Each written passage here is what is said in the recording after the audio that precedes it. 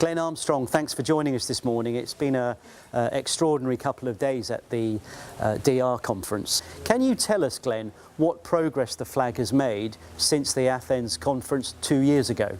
On a commercial level, we've been reasonably successful in growing our fleet. We've had a lot of success through our Singapore office and also through our Istanbul office.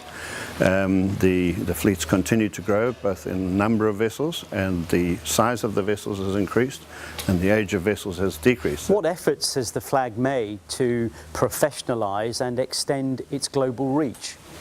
Well, we've employed another technical person in the form of William Hastings, who's a very experienced mariner and engineer, and he's assisting us in Europe with flag state inspections and basically ensuring that the vessels that fly the Cook Islands flag are in compliance with international requirements. Do you feel that with flags like MCI, which are niche and also flexible, do you feel there is a growing role for your kind of flag within the global system of ship registry? We're still tiny. We're still 0.2% of the world's tonnage. So we have plenty of room to grow. It's also become apparent that a number of flags have closed down and gone out of business. We fully expect that we will be one of the flags that survives and that prospers into the long-term future. So we expect the number of flags to continue to fall. And there are various drivers for that, including, amongst other things, the IMO audit scheme. So the Cook Islands has completed their IMO audit scheme in 2015, and we had a good report. So there's no doubt that a number of states that are faced with the IMO audit that have registries will find it very difficult to meet the standards and are likely to voluntarily or be forced to close down. So if you're trading into an OECD port and you're on a flag that hasn't had the IMO audit when it was required, you're going to face a great deal of difficulty. On that note of metropolitan ports, as you put it, what efforts is the flag doing to maintain a good standard of port state control inspection? Where are we with that? Okay, well what we're doing in the first instance is we've got a program of flag state inspections for every vessel over 300 tons in the fleet, no matter where they are in the world.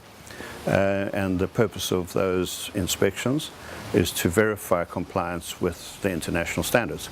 And if the vessels are in compliance, then they shouldn't have difficulty with port state control.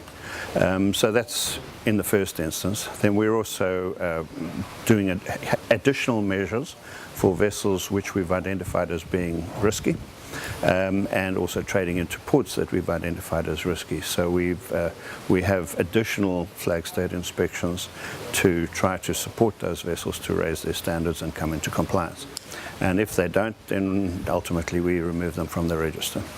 Tell us a little bit more about how the matrix system is going, which was a topic of great discussion in Athens, and I understand that's now been applied. Where are we now with the matrix system? Okay, the matrix is basically a risk assessment tool. So we use it in the first instance when ships apply to join the register, and we assess them in terms of a number of criteria, including the age and the classification society and the P&I insurer and the history of the vessel, and in particular the history of the manager. And depending on how they score, we offer or do not offer registration. How price competitive is MCI, and can you do more to make it even more cost competitive? Or the second question is it really about service levels? Okay, well, in the end, the cost of registration and the cost of certification of ships in terms of the flag is a fraction of the cost of operating a ship. So it's really a rounding error in the scheme of things. Having said that, especially in the current crisis situation that most ship owners find themselves, they look at every dollar twice. And so, $500 here or there actually becomes important to them. So we're very conscious of that, and we meet the market. And we've been quite successful in continuing to grow the fleet, partly by being quite aggressive in terms of pricing. What's your ambition for the MCI and the flag generally in the next 5 years, Glenn? Well, we wish to continue to grow. We wish to continue to improve our performance in terms of the compliance of our vessels, and ultimately we would like to be in the top 20 flags in the world.